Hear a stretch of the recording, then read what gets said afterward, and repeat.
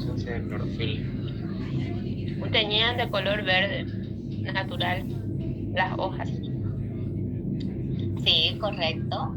Como dijeron, los cloroplastos se caracterizan porque estos poseen un pigmento conocido como clorofila que le da esa característica coloración a las plantas. Y el procedimiento, la muestra que utilizaban, hoja de lodea. La hoja de lodea lo ponían en un portaobjetos, le añadían una gota de agua destilada, lo cubrían y lo llevaban a observar al microscopio en un objetivo de 40X. Y por último tenemos los leucoplastos, los cuales estos se caracterizaban porque no poseían ningún tipo de pigmentos y además tienen funciones de almacenamiento. Entre los leucoplastos tenemos los amiloplastos, oleoplastos y proteinoplastos. Los amiloplastos se caracterizan porque almacenan almidón en su estructura.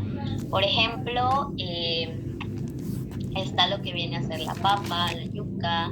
Entre los oleoplastos son aquellos que almacenan aceite en su estructura, el maní, el girasol, etcétera. Y los proteinoplastos, como lo dice su nombre, son aquellos que almacenan proteínas. Frijol, un claro ejemplo, en la cual el procedimiento consiste en que ustedes de estas muestras, principalmente de la papa y la yuca, realizábamos nuevamente cortes transversales para poder obtener una capa fina. Esto lo poníamos en dos portaobjetos. En uno le añadíamos una gota de lugol y en el otro le añadíamos una gota de agua destilada. Lo cubríamos con un cubreobjetos y lo llevamos a observar en un objetivo de 40X. A excepción de las muestras como el maní y el frijol, estas, recuerdan que yo les mencioné diferentes métodos para obtener la muestra molida, ya sea con ayuda de un pilón y empezábamos a triturar, o en este caso que ustedes trajeran previamente la muestra molida al laboratorio. Bien, a excepción de estas, que previamente deben estar molidas, pero por lo demás siguen el mismo procedimiento. Ahora, ustedes pueden observar que los leucoplastos se caracterizan porque llegan a ser incoloros, así que cuando ustedes solo añaden lo que va a ser el agua destilada, lo van a poder observar de esta manera. Este es un ejemplo de una muestra de papa. En cambio, cuando ustedes le añadan lo que va a ser el reactivo de Lugol al 0.25%, lo que va a hacer esto no en sí teñir, sino que nos va a permitir observar mejor las muestras y van a adquirir una coloración. Ya, ¿hasta ahí tienen alguna duda antes de que entremos al frotis?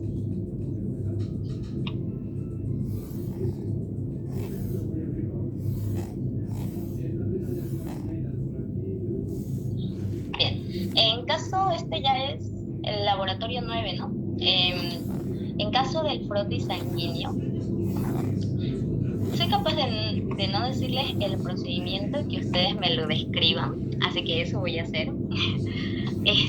Cuando hacemos la observación del frotis sanguíneo, ustedes recuerden, después de haber realizado la muestra, nosotros vamos a poder ver lo que son células sanguíneas. Aquí conocemos a lo que son los glóbulos rojos, que se caracterizan porque no poseen núcleo, también estaban las plaquetas y también estaban los glóbulos blancos.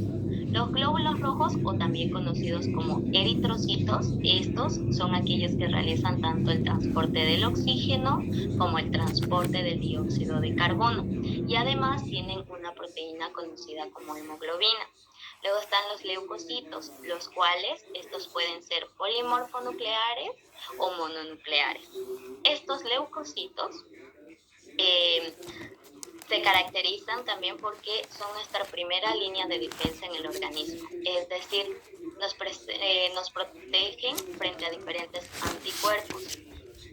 antígenos, que cuando ustedes tienen algún tipo de infección, ya sea un resfriado, son los primeros en atacar a ese tipo de bacterias que ingresan al cuerpo son los leucocitos. También están las plaquetas. La función que cumplen estas plaquetas es de coagulación. Ustedes ya saben los tipos de linfocitos que hay, los tipos de leucocitos. Y esto también voy a necesitar que me los describas. Vamos en los últimos laboratorios, laboratorio 11, 10, 11 y 12. En el laboratorio 10, lo que más debes saber es el ciclo celular, el cual también esquematizaron. Recuerden, el ciclo celular se caracteriza porque va a dar lugar a la formación de nuevas células, es decir, que se van a desarrollar, van a crecer y van a formar nuevas células. El ciclo celular se caracteriza porque tiene dos etapas, interfase y mitosis. En la interfase, lo que podemos encontrar, lo que va a ser, son tres periodos, conocidos como el periodo G1, el periodo S y el periodo G2. El periodo G1 tiene una duración de 5 horas, el periodo S tiene una duración de 7 horas y el periodo G2 de 3 horas. Ahora, en el periodo G1, lo que hace, pueden observar que aquí el material genético se mantiene y se está preparando para pasar al siguiente subperiodo o periodo, en la cual en este periodo lo que va a pasar en el periodo S es que va a haber una duplicación del material genético. Si aquí teníamos una cantidad de material genético de 2N, aquí se va a duplicar a 4N y esta se va a estar preparando nuevamente para pasar a la siguiente fase o periodo, en la cual en el periodo G2 se caracteriza porque aquí el material genético se mantiene y esta va a pasar a la división que va a ser la mitosis, la cual, como mencionaron, consta de 4 etapas conocidas como la profase, metafase, anafase y telofase. Esta división tiene una duración de 1 hora. Esto, tomen muy en cuenta lo que va a ser las horas y aquí los minutos. La profase llega a tener un tiempo de 50 minutos, la metafase de 5 minutos, la anafase de 2 minutos y la telofase de 3 minutos. Recuerdo que a mí esta pregunta me tocó en mi examen y yo me confundí en los minutos acá. En cuanto a la anafase, yo le puse que tenía una duración de 3 minutos y en cuanto a la telofase le puse que tenía la duración de 2 minutos. Y claro, como un examen es un examen y en este caso como es virtual, no te perdona. Así que me puso mal, digamos, porque confundí los horarios, así que confundí los tiempos, así que me descontó puntos. Así que tomen muy en cuenta eso. Ya. ¿Podría volver a repetir el tiempo, por favor? Ya, la profase 50 minutos. Si se dan cuenta, mira, apréndanlo así. Ustedes saben que la mitosis tiene una duración de 1 hora. Profase 50 minutos, el mayor. Luego descuente 5, 2 y 3. La profase 50, metafase 5, anafase 2 y finalmente telofase 3. Ok, gracias. Ya.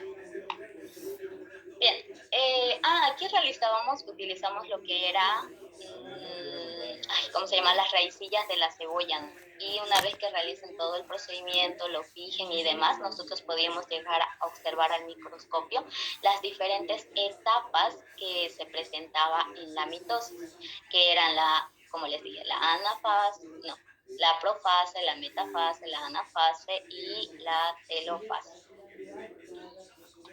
Aquí vamos a poder entender mucho mejor y vamos a revisar si es que tienen sus tareas a las manos. Bueno, también dependiendo de la hora. Wow. Voy a terminar de explicar y ya luego vemos las preguntas y vemos si nos da tiempo para que podamos revisar los rompecabezas que ustedes armaron con respecto a las diferentes etapas presentes en la mitosis y en la meiosis. Bien, como les dije, el ciclo celular previamente comienza por lo que va a ser la interfase. Ustedes saben que aquí la cromatina se encuentra descondensada. También hay la formación de nucleolos que se encuentran al lado de los núcleos y también hay la membrana nuclear. En la profase, aquí podemos observar la condensación de los cromosomas y también cómo va a haber la formación del uso acromático. En la metafase, mientras ingresa, estoy en mi clase. Su micrófono. Ya, mientras siguen ingresando sus compañeros, vamos. les estaba mencionando de la metafase, la cual se caracteriza porque aquí va a haber una máxima condensación y también vamos a poder observar cómo estos cromosomas se van a alinear en un plano ecuatorial o una placa ecuatorial. Luego está la anafase, que se conoce como el proceso de separación, y aquí vamos a poder observar cómo estas hermanas cromátides van a poder migrar a los polos opuestos. Y la telofase, vamos a poder ver que los cromosomas ya se encuentran ubicados en estos polos opuestos. También va a empezar la descondensación y va a reaparecer lo que es la membrana nuclear.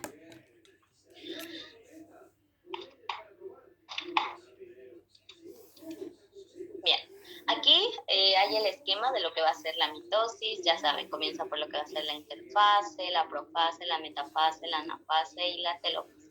La meiosis, como mencionaron, hay una profase 1, una metafase 1, una anafase 1, una telofase 1, una interfase 2.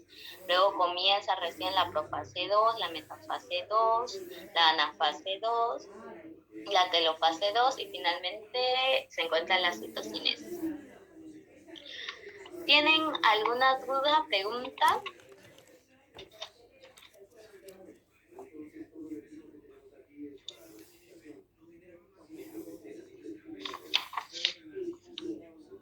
¿Dónde está mi lapicero? Sanguíneo. Función capilar, no se olviden. La doctora Marley los va a matar si se olvidan del nombre. Ya.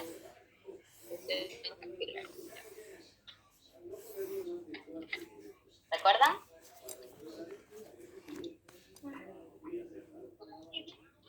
El protis sanguíneo, el procedimiento sería primero lavarse las manos correctamente, luego desinfectar la lanceta con un algodón mojado con alcohol. Luego de ello, pinchamos en la yema del dedo índice y esperamos que salgan de 1 a 2 gotas de sangre. Esa gota la ponemos en el protis, la fijamos y luego de ello procedemos mediante el método de Giemsa a un tiempo de 15 minutos y lo procedemos a enjuagar con agua de grifo. Correcto. ¿Su nombre?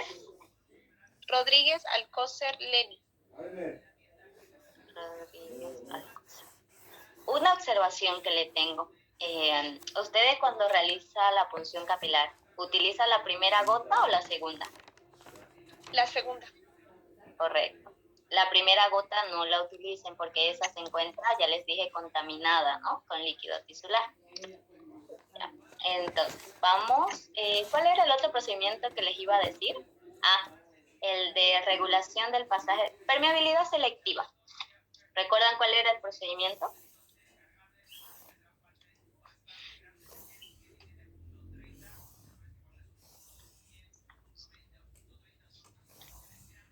¿Alguien?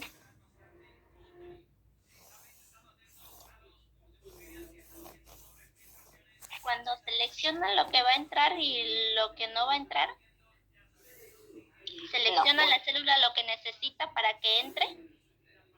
Sí, pero estoy pidiendo el procedimiento. ¿Cómo realizaban para la observación? Les doy una pista. Aquí utilizaron tubos de ensayo.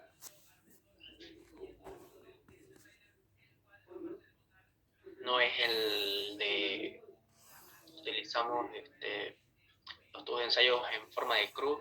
Utilizamos el azul de metileno en un papel celofán. No, eso es permeabilidad pasiva. Pasiva. Gracias. Ok. Permeabilidad selectiva. Trabajaban con levadura, tubos de ensayo y safranina. Ya les he dado más pistas. El que es con calentamiento y el otro sin calentamiento. No. ¿Es esa ¿Entiendes? la que mencionó? Creo que ya me acordé. Ya, a ver. Utilizamos el matraz Meyer para colocar ahí los materiales, la levadura, agua destilada. Podíamos trabajar con calor si es que queríamos que el proceso dure menos. Y también utilizamos los tubos en Z, creo que se llama. Y esto transportaba un vaso precipitado, si no me equivoco. Sí, vaso precipitado. Y ahí ya se podía utilizar. Digo, ver, perdón. Eso es metabolismo celular, pero lo dijo muy bien el procedimiento, solo por eso. Pero sigue siendo, no es de laboratorio de fermentación, permeabilidad selectiva. Ya, este es su nombre. Joan, no. Sí, este también no les describí, ¿no? El procedimiento que se realiza, como lo dijo su compañero, ahí utilizan lo que son dos, ¿no? Uno con calentamiento y uno sin calentamiento. Tomaban su matraz y en su matraz ustedes introducían lo que era la levadura y el azúcar y el agua. Luego lo llevaban a calentamiento, agitaban y después recién añadían lo que es la levadura. Medían con un termómetro una temperatura por lo menos de 45 grados y luego dejaban secar su muestra. Una vez dejaban que enfríe su muestra. Una vez que termine de enfriar su muestra, ustedes agarran su tapón de goma que se encuentra perforado e introducen este tubo de vidrio en Z y al final se debe encontrar con lo que va a ser un vaso precipitado con agua. Y aquí vamos a poder observar esa liberación de gases mediante el burbujeo. Y el otro, lo único que hacen es que nuevamente en su matraz, que va a estar con lo que va a ser el agua, la levadura y el azúcar, pero estos agitan, ya no van a llevarlo a calentamiento. Y aquí van a poder ver que es más lenta esa liberación. Bien, pero todavía nadie me respondió de la regulación del pasaje de sustancias, permeabilidad selectiva.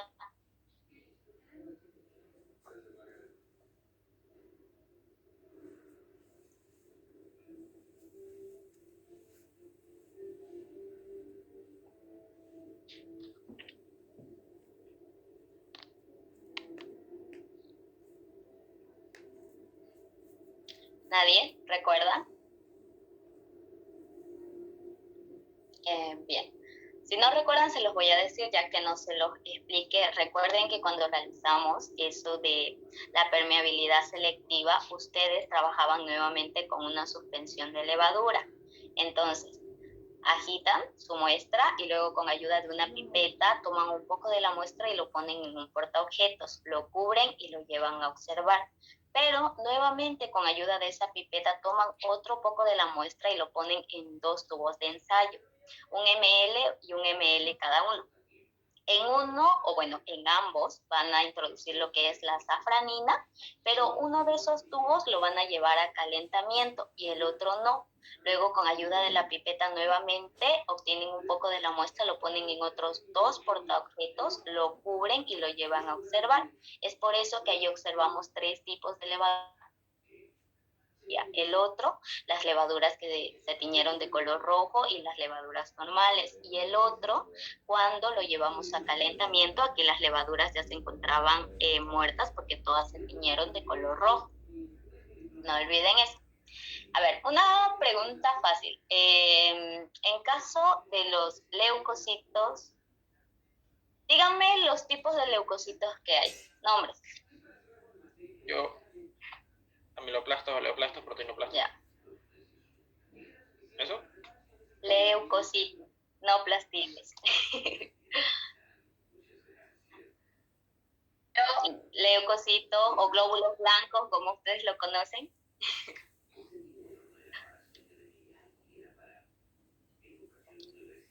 No olviden esas dos definiciones porque más adelante, cuando ustedes pasen hematología, ya no los van a conocer mucho con lo que es glóbulos rojos, los van a conocer como eritrocitos y a los glóbulos blancos los van a mencionar como leucocitos. Neutrófilos, eosinófilos y basófilos. Uno, Linfocitos y ya, Calisa, ¿quién está? Yo, Carissa, ya. Ya. Neutrófilo, eosinófilo y basófilo. ¿Le faltan? También están los linfocitos y monocitos que solamente tienen un solo núcleo. Sí. Y los neutrófilos y los basófilos son los que varían, digamos, la cantidad de núcleos que tengan. Ya, aquí se los voy a aclarar. Hay dos tipos, ¿no? Polimorfonucleares y mononucleares. Los mononucleares, linfocitos y monocitos. los polimorfonucleares, que tienen varios núcleos, neutrófilos segmentados, neutrófilos callados, eosinófilos y basófilos. Eso. Los eosinófilos, cuando ustedes observan al microscopio, que por cierto son bonitos, ya que tienen una coloración así rosadita, solo para que lo tomen como detalle. Respondió Calizayano, medio punto, y lo completó Tejerina.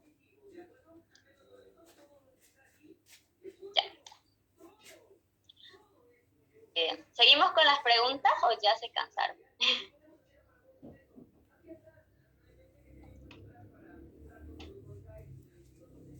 Ya, esto, que alguien me dice, bueno, nuevamente, la tensión de Gram. No quiero que se olviden de eso.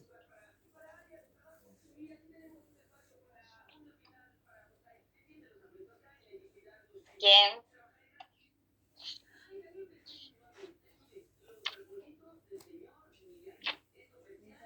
En la tinta simple se utiliza lo que es el azul de metileno y aquí solamente se puede ver lo que es la morfología, es decir, la forma de las bacterias que vayamos a observar. Y dura Ya, pero la tensión de Gram. la tinción de Gram, esta se utiliza lo que es la safranina y también está el de violeta, si no me equivoco.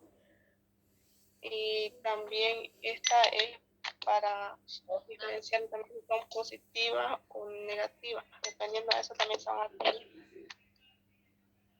El orden, aquí chicos, es muy importante cuando estén realizando la tinción. Cristal violeta, Lugol, alcohol acetona, safranina.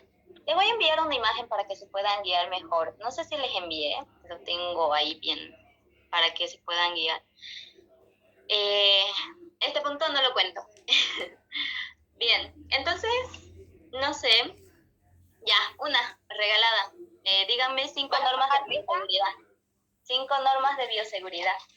¿Quién? La última.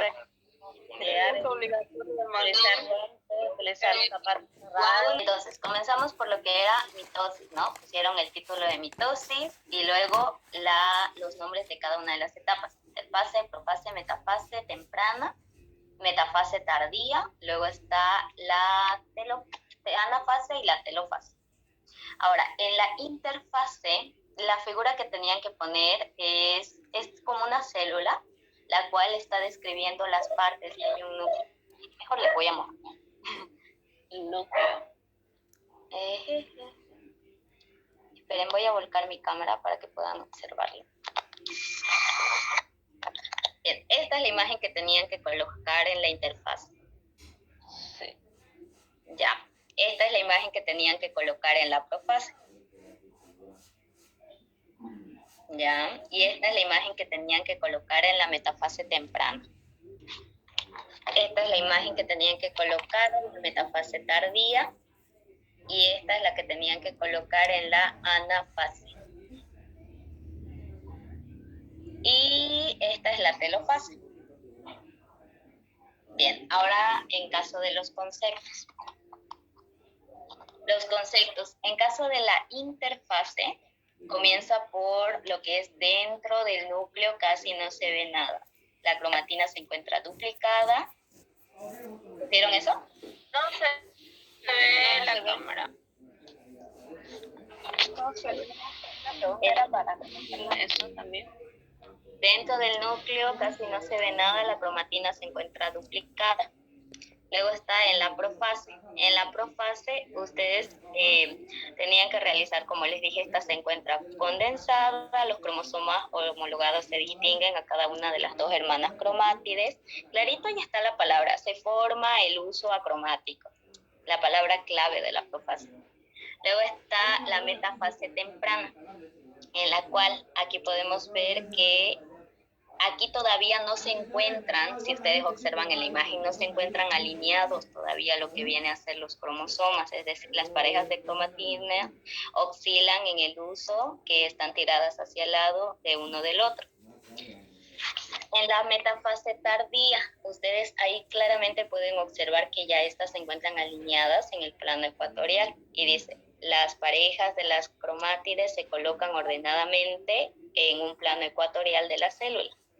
Ese era el concepto. Luego está la anafase, en la cual aquí vemos la separación. Dice, las parejas de cromatidas hermanas de todos los cromosomas se separan por el centrómero. ¿Sí? ¿El anterior cuál era? Ya me chipé. La fase tardía. Ah, sí. Ay, me equivoqué ahí. Luego está la telofase, en la cual aquí podemos observar cómo los cromosomas ya se encuentran ubicados y dice, los cromosomas ya están en los polos opuestos, el uso se dispersa y se reconstruye lo que va a ser la envoltura nuclear de cada uno. Y es el más largo, creo que es el concepto más largo que hay. En caso de la meiosis, comenzamos nuevamente por lo que va a ser la profase 1. Esta es la imagen que tenían que colocar, en la cual el concepto dice, los cromosomas replicados y condensados comienzan a ser visibles, los microtúbulos del uso se organizan radialmente en los polos de la célula. Una pregunta. ¿Sí? En la profase tiene que siempre estar echadito, podemos ponerlo parado, digamos, en el dibujo. Ustedes podían ponerlo como quieran el dibujo, podían ponerlo echado, parado, como a ustedes les pareciera. Por ejemplo, podían ponerlo al otro lado, no había problema. Ay, ya, gracias. Ya. Luego está la metafase. Aquí claramente pueden observar la diferencia, si se dan cuenta. Miren, aquí solo hay uno, pero en los dibujos, cuando comenzamos con la meiosis, ya podemos observar como hay como si fueran dos cromosomas. Dice, las parejas homologadas se alinean en el plano ecuatorial de la célula. Ah, casi se me olvida. La doctora les gusta poner imágenes de estos tipos, o sea, de las etapas, y que ustedes pongan el nombre de a qué pertenece, si es una metafase 1, anafase, una telofase. La anafase 1, ahí pueden observar que hay la separación de las hermanas cromátides, y dice, los cromosomas homologados de las dos cromátides de las hermanas se separan jalados por las fibras de cinetocóricas. Luego está la telofase 1. Ahí está, pueden verificar la imagen, ya se encuentran ubicados en los polos. Y dice, los cromosomas homologados se han separado hacia los polos de cada dotación cromosómica de cada uno. Luego está la interfase. Dice que no hay duplicación del material cromosómico, los cromosomas se descondensan parcialmente. Luego está nuevamente, comenzamos con lo que va a ser la profase 2. Y esta es la imagen que debían colocar. Si se dan cuenta aquí, cuando ya comenzamos por lo que va a ser nuevamente por la profase, metafase, anafase, aquí ya hay como si fuera la división de dos células. En cada una de las imágenes se puede presenciar eso hasta llegar a la citocinesis. Bueno, en la profase 2 nos dice que los cromosomas del número haploide de cada una de las dos cromatinas hermanas se condensan. Luego está la metafase 2. Esta es la figura. Y dice que los cromosomas de cada núcleo se alinean en el plano ecuatorial, pero aquí ya hay como una división, hay una segunda división, si se dan cuenta, cuando trata de profase 2, metafase 2, anafase 2, telofase 2. La anafase 2, cuando hay la separación, las cromátides hermanas de cada uno se separan. Luego está la telofase 2, en la cual podemos observar que dice que los microtúbulos del uso desaparecen, se forma la envoltura nuclear, existe un total de 4 núcleos haploides. Y la citocinesis, la cual, aquí no se puede ver, dice, se produce la división del citoplasma, cada célula que inició en la segunda división. Bien, eso sería todo. ¿Lo puedes repetir desde la metafase 2? ¿Desde qué parte? Metafase 2. Metafase 2, aquí está. Metafase 2 es la alineación del plano ecuatorial, sino que cuando ocurre una segunda división ya pueden observar como si fueran dos células, miren. Dice, los cromosomas de cada núcleo se alinean en la placa ecuatorial. La anafase 2, la separación de las hermanas. Los cromátides hermanas de cada cromosoma se separan y cada cromatina. Luego está la telofase, cuando estas ya se ubican. Dice, los microtúbulos del uso desaparecen y se forma la envoltura nuclear y existen 4 núcleos haploides. ¿Recuerdan qué era haploides? Luego está la citocinesis y el concepto. Se produce una división del citoplasma y dice que cada célula inicia una segunda división y da como resultado final 4 células haploides.